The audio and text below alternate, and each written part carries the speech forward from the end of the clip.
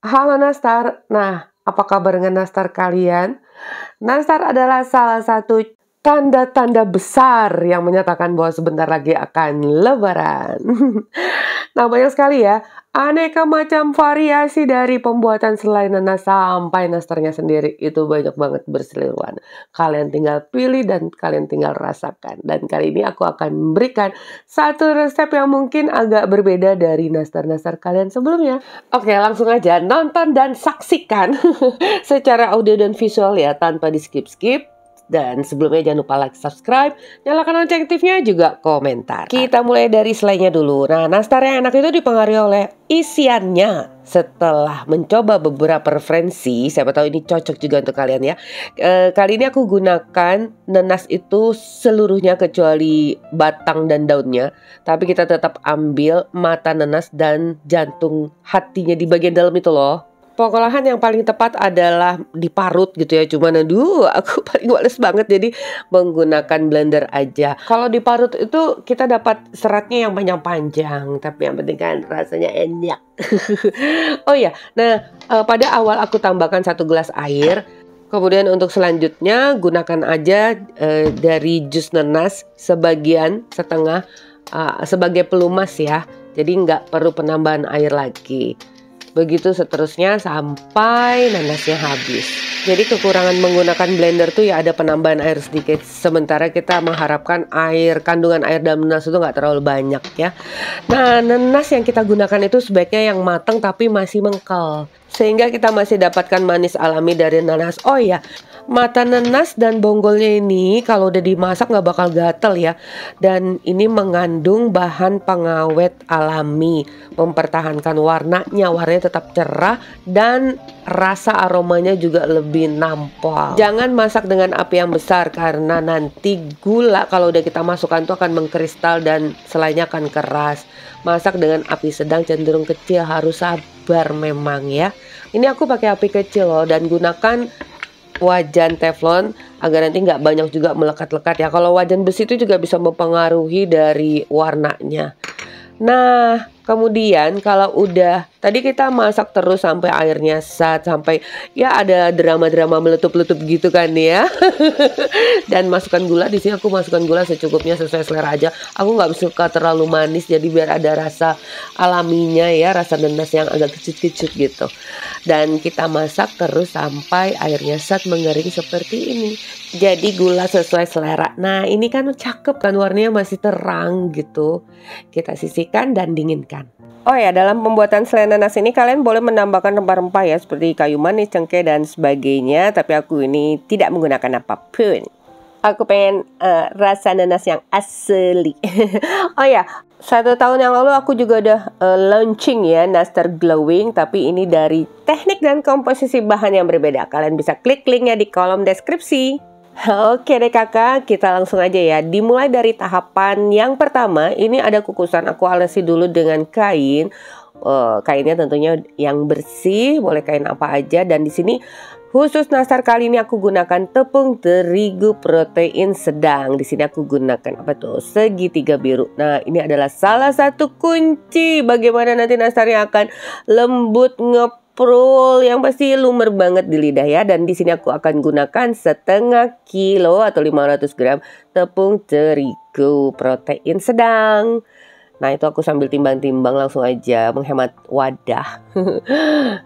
Nah, jadi gunakan tepung terigu protein sedang. Kalian akan dapatkan hasil nastar yang bagian tengah itu cuy-cuy gitu dan tidak mudah retak. Jadi semua permasalahan di dalam pembuatan nastar itu saling berhubungan ya, tidak hanya satu sebab. Jadi kalian ikuti aja tips-tips yang aku ucapkan. Kukus api sedang cenderung kecil selama 30 menit. Jangan lupa tutup kukusannya, dialasi juga dengan kain agar tidak basah menetes-netes ya. Dan kalau udah, ini kita dinginkan dulu di suhu ruang. Teksturnya itu kering ya, dan tuh membatu-batu gitu, nggak usah khawatir, kan remes-remes aja lalu saring dan dia akan kembali ke bentuk semula. Dan dengan tepung yang dikukus ini artinya kan udah matang tepungnya, dan ini akan menjadikan nastar kita juga lebih awet. bedanya dengan disangrai itu ini lebih lembab ya, lembab tapi tetap awet. Oke, kalian lakukan dulu lah sampai tepungnya itu selesai semua. Di sini kita lanjut lagi, aku gunakan butter margarin. Kalian boleh mencampur butter yang mahal dengan margarin yang ekonomis. Di sini aku benar-benar gunakan butter margarin yang ekonomis ya. Aku campur Royal Palmia dengan Blue Band itu yang cookies ya, Blue Band cookies atau sekarang yang baru itu ya. Nah, itu aku campurkan dan di sini aku tambahkan dengan gula.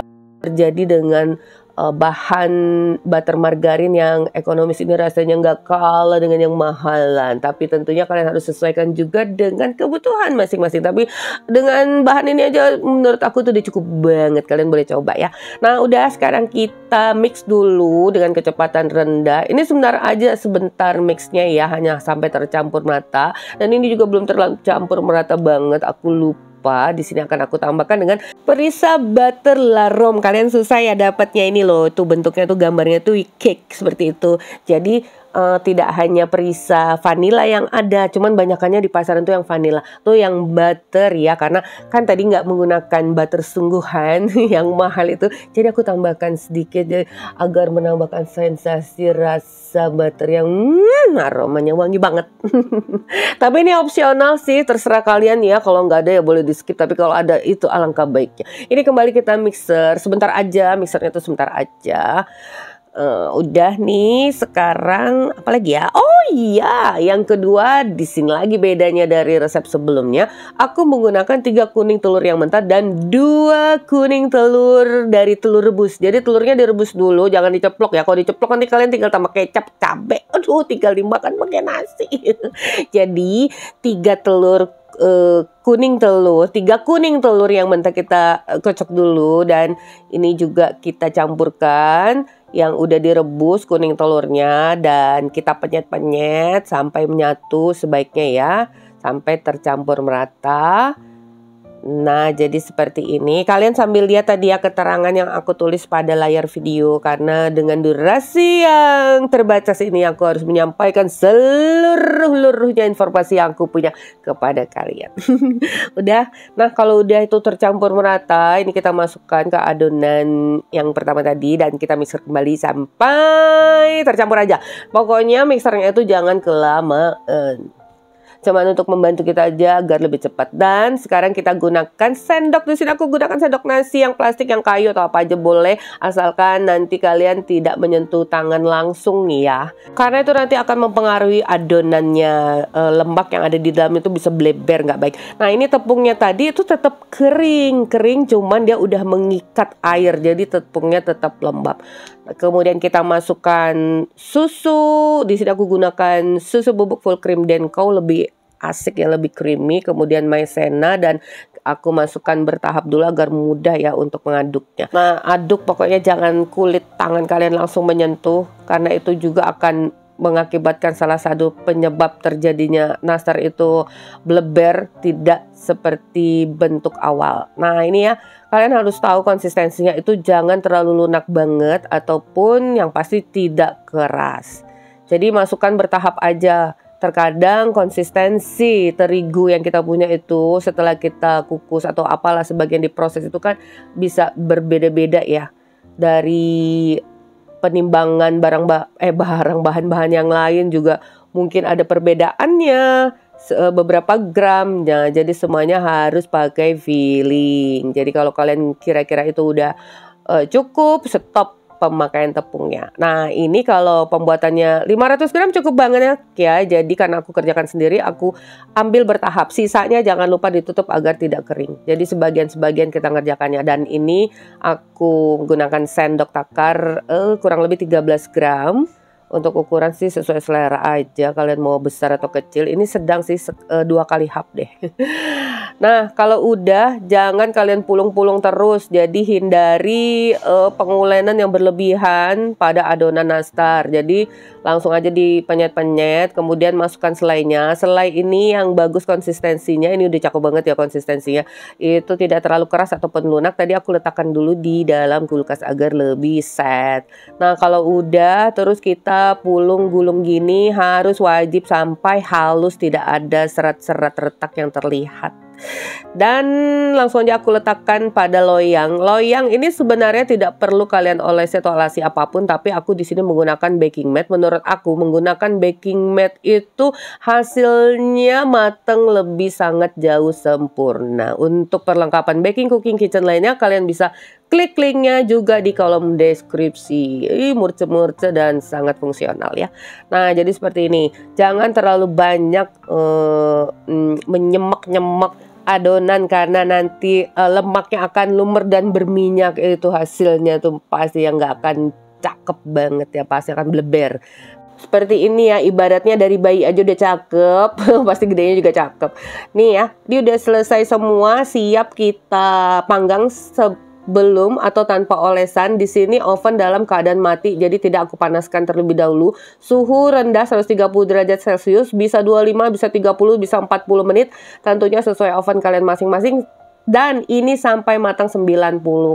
Oke ya, kita tinggalkan dulu. Sekarang buat olesan, 2 kuning telur dengan 2 sendok teh minyak goreng atau minyak sayur. Jadi pada campuran olesan ini aku hanya menggunakan 2 bahan dan ini opsional. Penambahan pewarna orange jika telur kalian tuh kuningnya tuh kurang cetar. Ini tadi pucat banget ya, jadi aku tambahkan sedikit pewarna, itu opsional. Untuk olesan boleh kalian saring ya agar lebih halus, tapi aku sih udah cukup halus menurut aku. Nah ini udah matang 90% ya. Nih bagian bawahnya tuh cakep ya, matang merata begitu. Dan permukaannya mulus halus, tidak ada retak sedikit pun. Dan sekarang setelah keluar oven itu kita dinginkan dulu, nggak boleh selagi panas. Itu nanti yang akan menyebabkan brutus-brutus dan tidak mulus. Jadi minimal hangat lah ya, hangat udah cenderung dingin nastarnya. Kemudian kita oleskan dengan kuas yang halus. Ngoleskannya tuh juga pakai perasaan ya, agak ngambang-ngambang sedikit di atas, maksudnya nggak terlalu diteken gitu. Nah jika kalian nggak menggunakan silikon baking mat, saat kita mengoleskan itu terkadang nastar kan nggak lengket ya di loyang, jadi itu tuh bisa menggeser-geser. Jadi keuntungan aku menggunakan silikon ini, pekerjaan jadi lebih cepat ya, silikon baking mat, karena nastarnya saat kita oles tuh nggak gerak-gerak dan matangnya bagian bawah juga merata. Nih, ini kita oleskan perlahan. Oh iya, oleskannya tuh sesuai urutannya ya, harus berurutan gitu.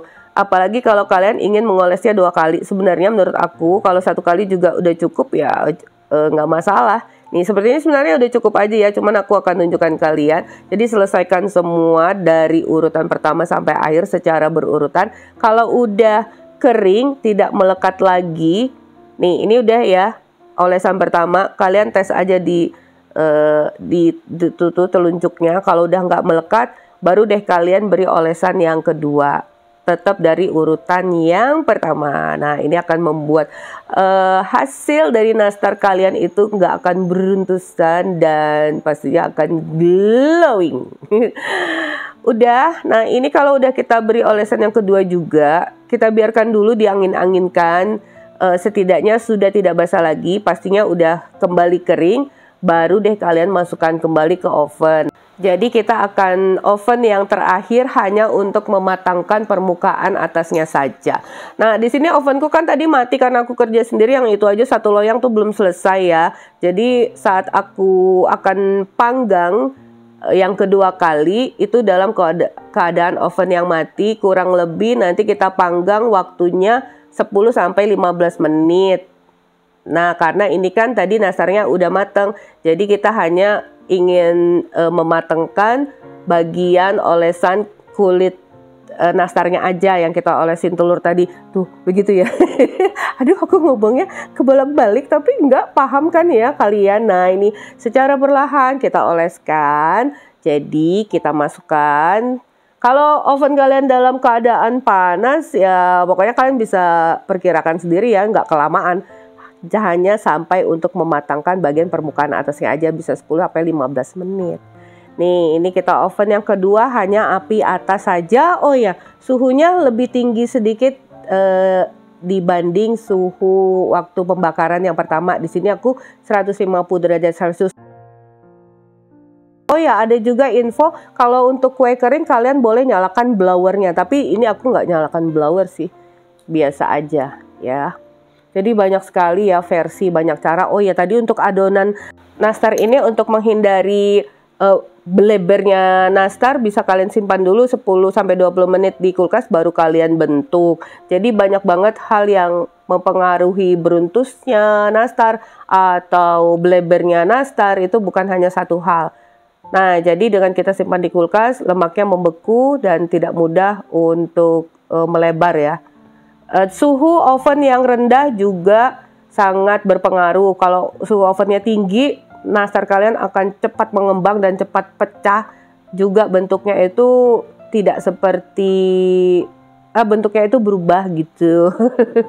Nah, ini dia. Ini baru loyang pertama, loyang kedua belum selesai. Aku dapatkan 2 loyang setengah, 1 loyang itu isinya 35 pieces, tapi sesuai dengan besar kecilnya ya sebenarnya. Nah, nastar yang baik itu permukaannya kokoh, tidak mudah rapuh, tapi saat kita kunyah itu lumer dan bagian dalam itu terasa tetap chewy atau kenyal-kenyal. Nah, inilah nastar yang disebut dengan nastar Holland atau nastar Belanda. Ini aku recook dan akhirnya berhasil juga ya.